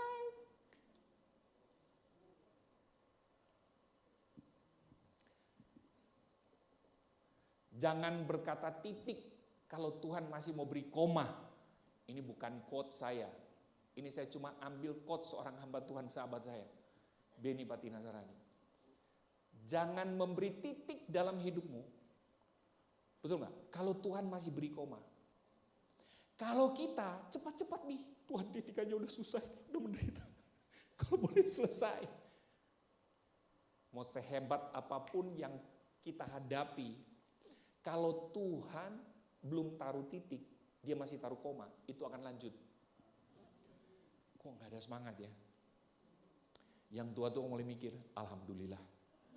Masih ada 2 tahun lagi kayaknya begini nih. Masih ada 3 tahun lagi. Amin. Ayo, robah cara berpikir kita melihat sebuah pergumulan, Bapak Saudara. Karena kalau saudara tidak diterangi dengan firman Allah, yang terjadi itu pengasihan diri terus saja. Tidak ada perubahan sikap dalam hidup saudara. Sejak bertobat penjual narkoba, jual narkoba terus. Tapi langkah kaki di gereja. Kalau saya Tuhan mungkin juga saya bingung ngelihatnya orang kayak gini. Betul nggak saudara? Cara berpikir kita harus dirubah. Tuhan mencintai dan mengasihi kita tanpa syarat. Tapi perubahan itu datang dari cara berpikir kita yang diterangi oleh Roh Kudus. Selama kita duduk di situ, mulut kita ini tidak pernah bertobat, selesai. Terus akan seperti itu. Kapan kamu mau berubah? Nanti Tuhan Yesus datang aja lah Pak, biar 1 kali. Gak bisa. Yang bisa katakan amin? Saudara, sekali lagi, cara berpikir ini sangat penting berdasarkan Injil supaya kemudian kita bisa dapat menemukan, saudara, apa sih yang Tuhan mau dalam keluargaku? Apa sih yang Tuhan mau dalam gereja ini? Amin. Saya ngelihat tadi aja kayak begitu, itu dengan mudah saya itu menangkap bahwa dahsyat Tuhan. Ini Tuhan sedang bekerja ini, 1-2% kayak kemarin kita bilang 2027 kita akan makan bakso. 2026 adonan sudah mulai, tapi kalau bisa akhir 2026 sudah mulai makan. Amin, saudara. Weh, ayo dong.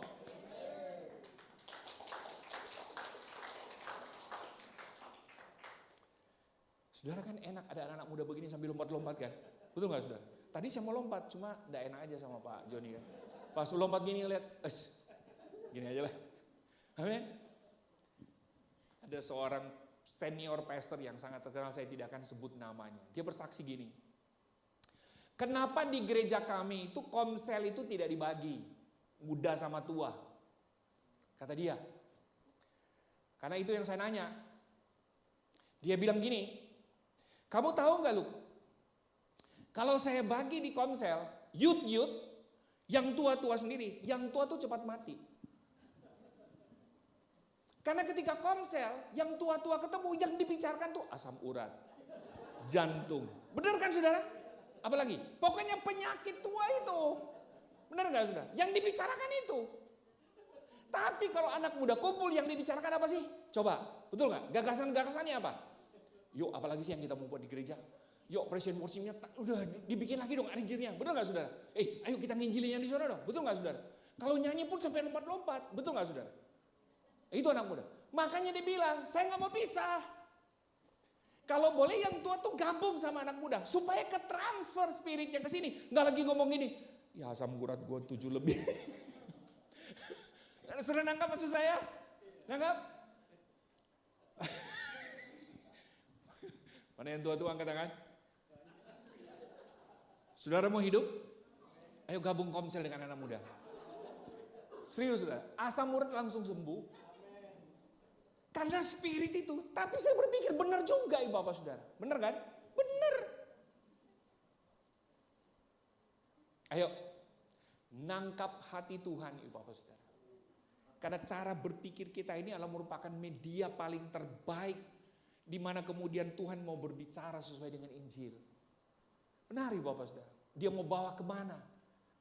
Itu yang Tuhan mau. Amin. Nah yang terakhir. Kalau ibu bapak saudara perhatikan mulai dari ayatnya yang ke-8 ya. Hatiku siap ya Allah, hatiku siap, aku mau menyanyi, aku mau bermazmur. Bangunlah hai jiwaku, bangunlah hai gambus dan kecapi.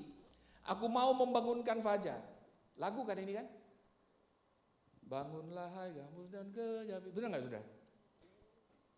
Hatiku siap, ya Allah hatiku siap. Betul ya?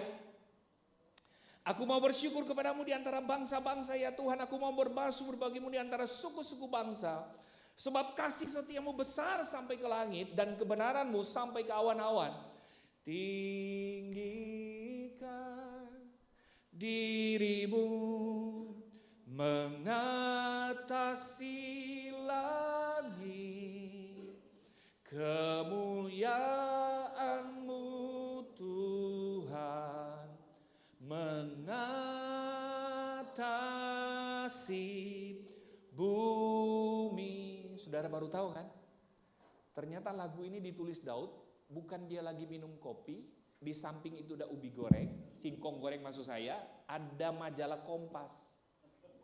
Lalu sedang menikmati pakai rokok. Di belakang dia ada 1 koper 1 miliar. Ternyata lagu yang sering kita nyanyikan ini Daud sudah mau mati, hampir mati. Saudara nggak maksudnya? Daud di sini dikatakan sedang mengalami apa? Until the, mana tadi bahasa Inggrisnya? Distress tadi, ayat berapa ya? Ya, Daud sedang berada pada posisi keterpurukan yang betul-betul mengalami apa? Segala sesuatu itu terpengaruh, jiwa, tubuh, bahkan rohnya, saudara. I was bowed down in distress. Gak enak hidup Daud ketika dia menciptakan lagu ini. Aneh gak menurut saudara?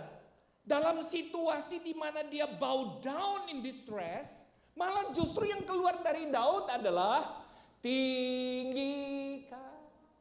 Malah saudara, ada sebuah pernyataan yang menarik di sini. Sebab kasih setiamu besar sampai ke langit. Di mana kasih setia Tuhan buat Daud? Betul gak ya Bapak Saudara? Daud sedang mengalami distress yang luar biasa di sini. Tapi dari mulutnya malah justru keluar kalimat, sebab kasih setiamu Tuhan. Ada haleluya. Kadangkala logikanya, setiap kita ketika dihadapkan sebuah persoalan yang sangat besar Bapak Saudara. Justru yang keluar dalam mulut kita adalah tadi menyalahkan orang lain. Tidak pernah bersyukur, menggerutu. Betul gak Saudara? Sampai kemudian dia mati stres dengan itu. Tapi aneh menurut saya, Daud malah memuji-muji Tuhan. Betul? Daud malah mengagung-agungkan Tuhan. Poin kedua ini bicara apa sih? Connecting with God. Amin. Hey, sesusah apapun hidup kita ya Bapak Saudara, terus bangun hubungan dengan Tuhan. Amin. Seribet apapun yang kita hadapi Bapak Saudara, jangan putus hubungan kita dengan Tuhan. Amen. Gua Adulam itu bagi Daud bukan cuma sekedar gua sebetulnya. Bagi Daud gua itu adalah tempat di mana dia mengalami hadirat Tuhan yang luar biasa di situ. Karena itu di dalam mulut dan hatinya justru keluar pujian penyembahan. Gua Adulam tuh berbicara tentang satu tempat di mana Daud membangun hubungan lebih dalam lagi dengan Tuhan. Ada seorang murid Tuhan Yesus bernama Thomas. Saya berharap saudara nggak kaget dengan tafsiran saya ya. Ketika Yesus menampakkan diri saudara, Thomas bilang apa? Sebelum aku melihat, aku belum percaya. Gara-gara Thomas punya pernyataan gini, sampai kemudian orang seringkali berkata, kamu terlalu logika. Kamu kalau baca Alkitab terlalu memakai pikiran. Ya kalau nggak pakai pikiran masa gue nggak ngerti? Terus ngertinya gimana? Betul nggak? Janganlah tanya Roh Kudus ya. Ya benar sih udah tanya Roh Kudus, tapi nggak ngerti-ngerti juga. Marah Roh Kudus bilang, ya pakai dong otak kamu. Gara-gara Thomas kan, sampai kemudian muncul pernyataan-pernyataan itu. Bahkan ada orang memvonis bahwa janganlah jadi seperti Thomas. Betul. Justru saya melihat pernyataan Thomas ini adalah merupakan sebuah pernyataan yang autentik, yang keluar dari diri seorang yang sedang mengalami apa? Pergumulan tentang Yesus yang dianggap sebagai Tuhan. Itu autentik banget saudara. Asli. Di hadapan Tuhan itu kita tidak perlu memanipulasi diri Bapak Saudara. Supaya kemudian Tuhan berbelas kasihan dengan kita. Tidak, Tuhan itu punya belas kasihan yang melampaui apa yang kita alami. Kasih Tuhan itu tidak akan pernah berubah dengan persoalan yang kita alami. Saudara nangkap gak ini? Justru ketika kemudian Thomas bertanya demikian, itu tidak berbicara tentang keraguan. Itu justru muncul dari sebuah iman yang autentik. Yang dia pengen butuh sebuah penegasan. Tapi bukan berarti dia gak percaya Tuhan. Apa yang kurang dalam diri Ayub ketika dia punya persoalan? Hampir semua teman-temannya tuh menjustifikasi. Dasar kamu orang berdosa. Dasar kamu gak percaya Tuhan. Justru bagi Ayub bukan itu. Dia selalu bertanya kepada Tuhan karena dia pengen tahu.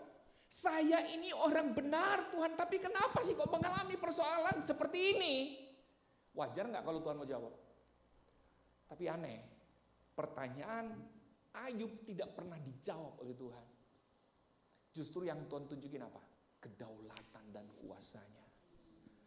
Makanya Daud langsung diam.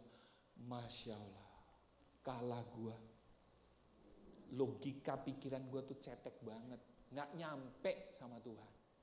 Betul?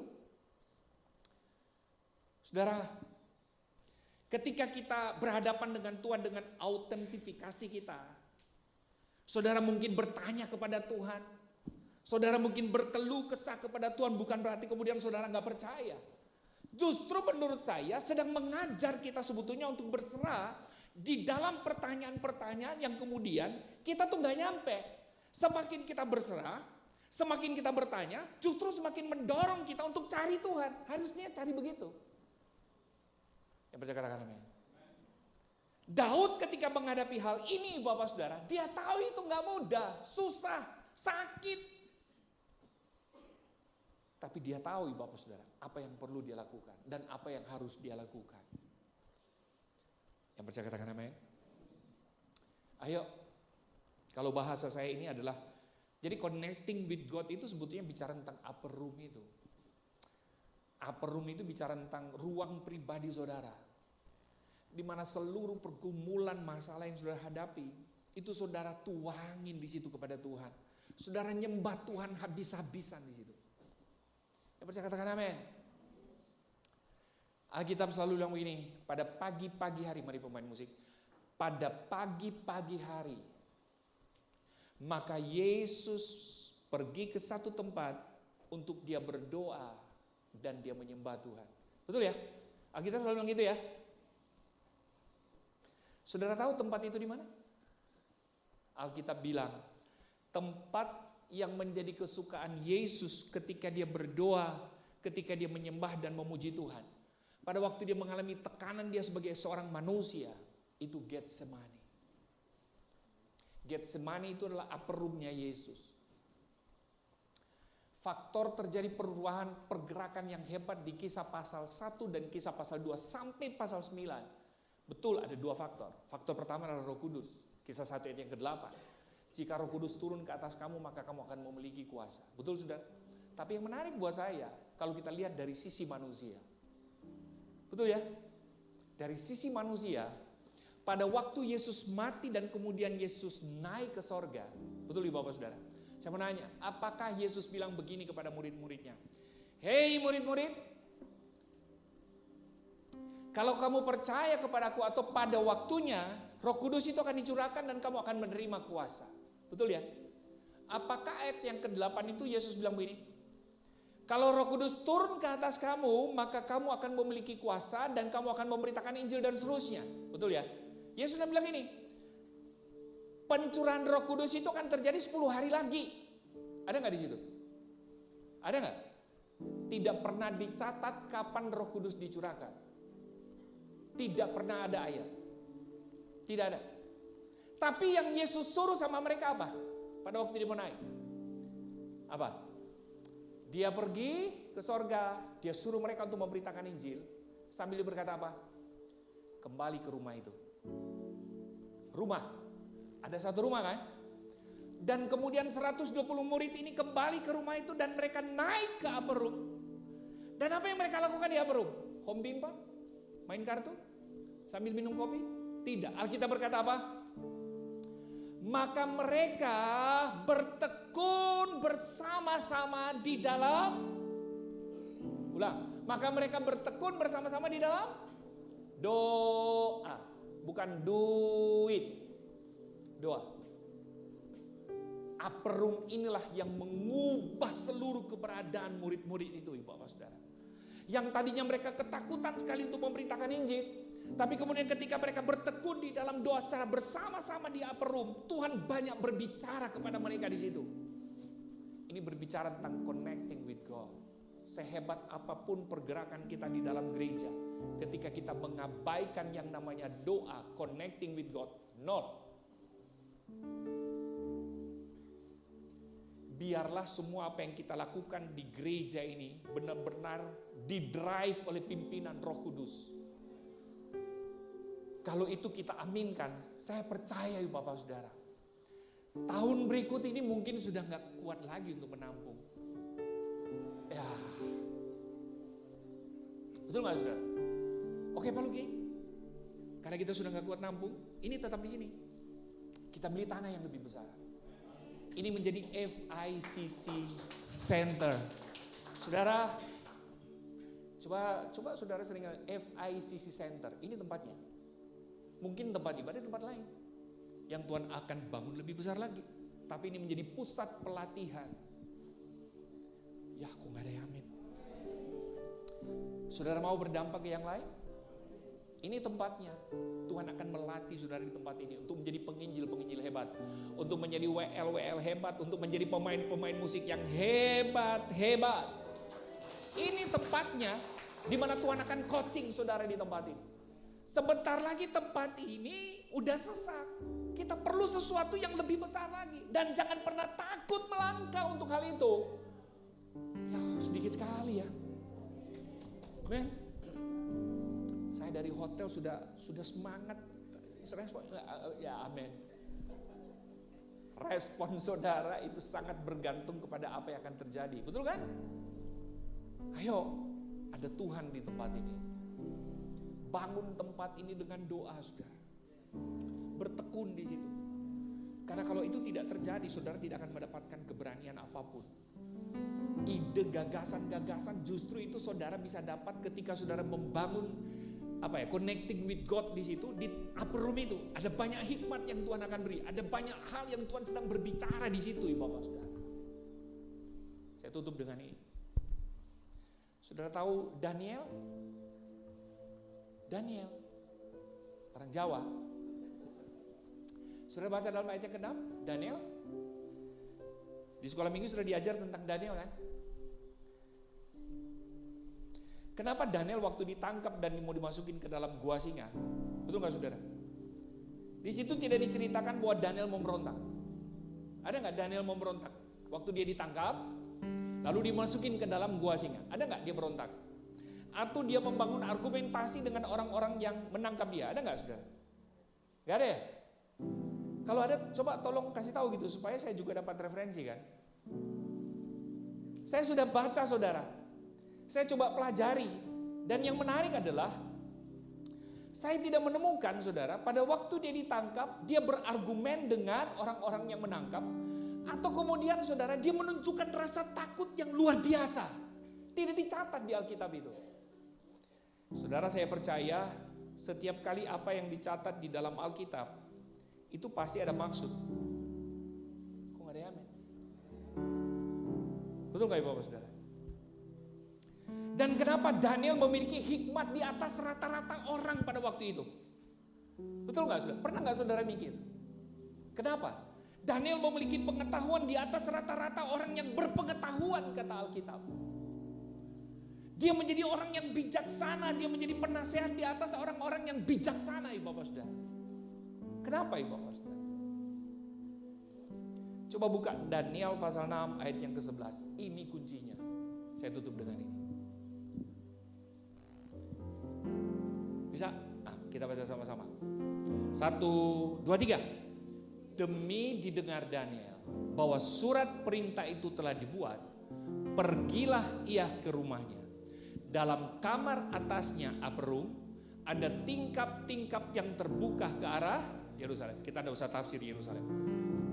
Lalu 3 kali sehari ia berlutut. Kita juga tidak perlu tafsir 3 kali dia berlutut dalam sehari. Lalu apa sih itu? Dia berdoa serta memuji Allahnya. Siapa yang bawa Alkitab? Tolong garis bawahi kalimat yang terakhir. Seperti rahasia Daniel gak pernah takut dengan singa. Kita tidak usah ngomong goa, singa. Ya, dia tidak berontak, dia tidak membangun argumentasi di situ. Rahasia Daniel memiliki hikmat di atas rata-rata, Bapak Saudara. Dia menjadi orang yang paling bijaksana. Bahkan Tuhan mempercayakan sesuatu dalam diri dia untuk melihat hal-hal yang masa depan. Sudah tahu? Rahasia ini. Dia selalu berada di upper room.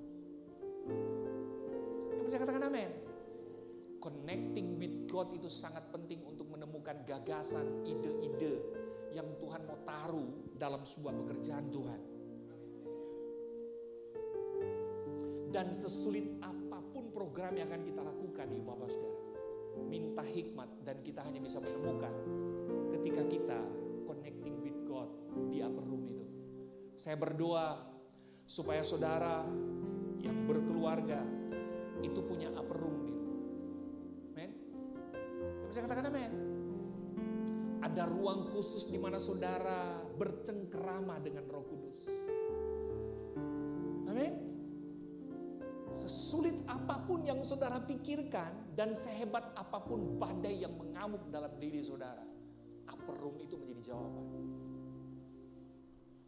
Kita akan dikasih hikmat sama Tuhan dengan luar biasa di situ. Amin. Seperti yang biasa dilakukannya. Berarti upper room ini bukan cuma sekedar tempat tidurnya Daniel. Karena seperti yang biasa dia, berarti upper room ini dia tahu betul hadirnya Tuhan di situ. Makanya dia nggak takut, dia nggak khawatir. Muncul keberanian yang begitu hebat. Amin. Ayo, apapun yang kita hadapi, respon itu sangat menentukan bagaimana kita mau bertindak terhadap persoalan kita. Alkitab bilang, ubah cara berpikir kita ya Bapak Saudara. Karena hanya firman Allah yang mampu memberi jalan keluar dalam hidup kita. Hanya firman Allah yang mampu membuat kita tuh tegar, teguh, kuat menghadapi itu. Jangan dengar omongan orang lain. Dengar aja apa firman bilang terhadap apa yang saudara alami. Amin. Tuhan itu bisa menjungkir balikan apapun yang bagi kita kayaknya tuh gak mungkin. Betul? Tuhan bisa jungkir balikan itu melalui cara berpikir kita pada waktu kita melihat itu dari perspektifnya Tuhan. Yang kedua apa? Bangun koneksi dengan Tuhan. Biarlah hidup kita selalu terhubung dengan Tuhan. Kita percaya, katakan amin. Beri tepuk tangan buat Tuhan. Haleluya.